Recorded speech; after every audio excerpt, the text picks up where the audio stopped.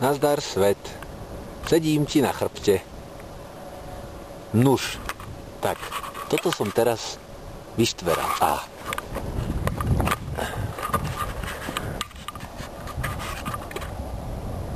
Tam dole je naša hacienda. No a teraz toto vidím okolo seba.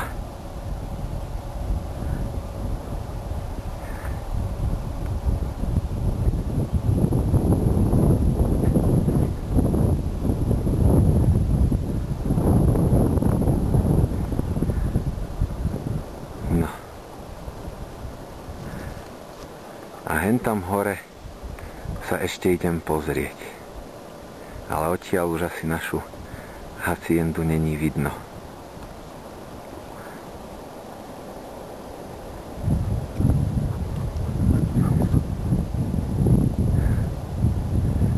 Inak nepríjemná vec sa sem štverať, lebo tu tento kopček, z ktorého väčšiu časť teraz není vidno, lebo to je taký strmáčik, je plný kaktusov a jediné chodníčky, čo tu sú vyšlapané kozami.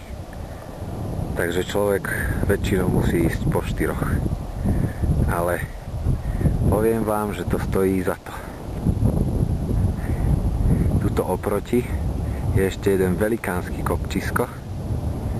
Teraz je v oblakoch a tam pod ním je taká dedinka. Tam sa asi pôjdem najbližšie pozrieť. Lebo o tom som doteraz nevidel, ale rátam, že tu tá cesta tam chodí. Tak si zoberiem taxík a pôjdem tam. No, tá parádička. No a ešte tu je samozrejme strážny pes, ktorý to so mnou vydupal až hore. A hrozne dýchčíme obidvaja, lebo je tu popičí riedký vzduch. Že? Činita. Čina, poď sem. Čina. No, nechce sa nám.